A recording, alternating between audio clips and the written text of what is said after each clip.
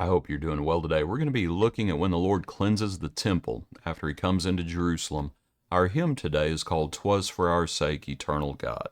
'Twas for our sake, eternal God, thy Son sustained that heavy load of base reproach and sore disgrace, and shame defiled his sacred face. Appreciate it, Lee. Verse 2. The Jews, his brethren and his kin, abused him when he checked their sin. While he fulfilled thy holy laws, they hate him but without a cause. Zeal for the temple of his God consumed his life, exposed his blood. Reproaches at thy glory throne, he felt and mourned them as his own. But God his Father heard his cry, raised from the dead he reigns on high. The nations learn his righteousness, and humble sinners taste his grace. 'Twas for our sake, eternal God. We're looking in Matthew 21 today. Matthew 21, verse 12. Then Jesus went into the temple of God and drove out all those who bought and sold in the temple, and overturned the tables of the money changers and the seats of those who sold doves.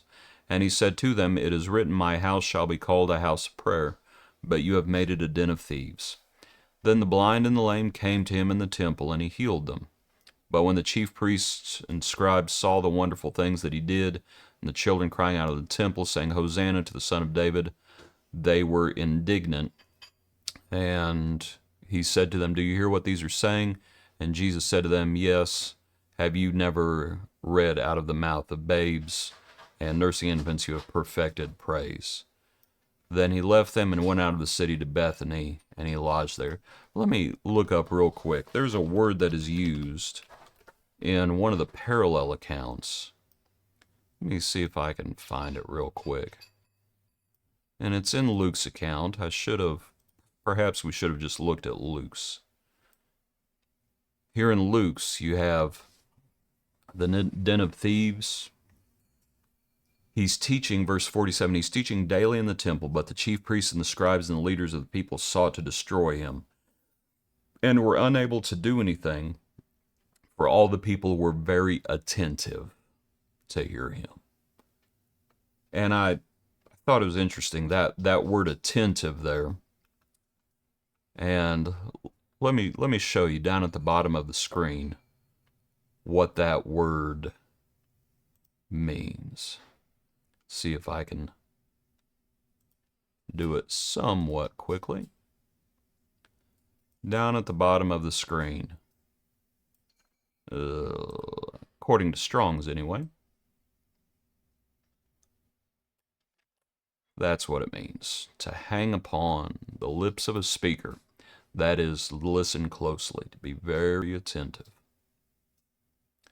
And I thought it was an interesting word.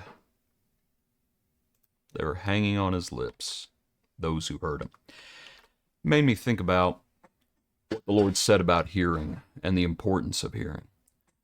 In one place he says, take heed what you hear. And we need to be very, very careful about what we hear. You know, we can listen to the world, we can listen to the devil, we can listen to false teachers. If we do not have a fine-tooth comb of discernment, we're going to have real trouble. Oh, and by the way, everybody thinks they have discernment. I'm no different. You know, everybody thinks they are wise. It's simply not the case.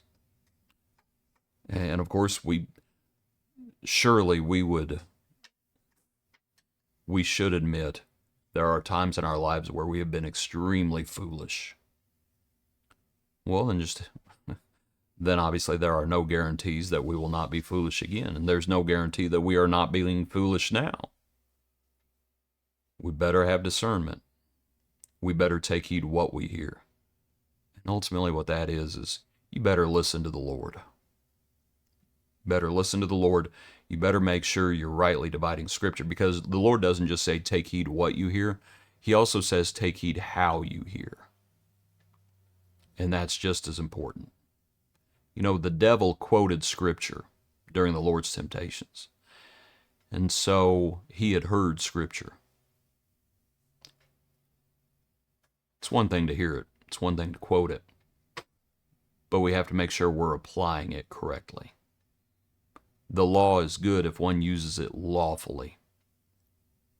Paul told Timothy, he says, study, be diligent to show thyself approved.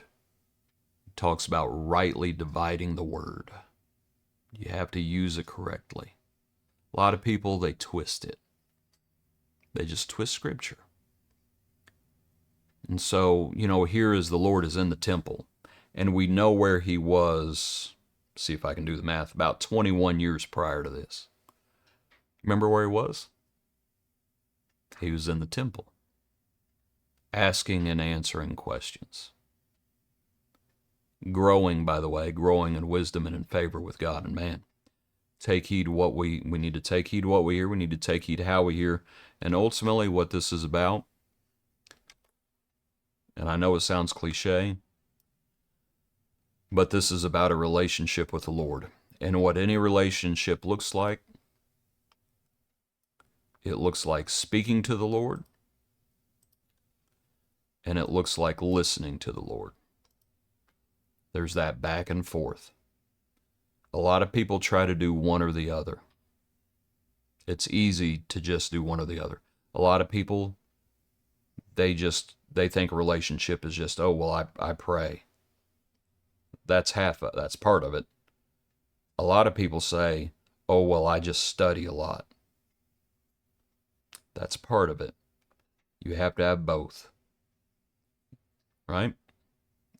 There's speaking to the Lord and there's listening to the Lord. And so, here the Lord is in the temple, cleansing the temple, doing all of this, enduring all these things, and we know what this is going to lead to. It's going to lead to Jesus going to the cross.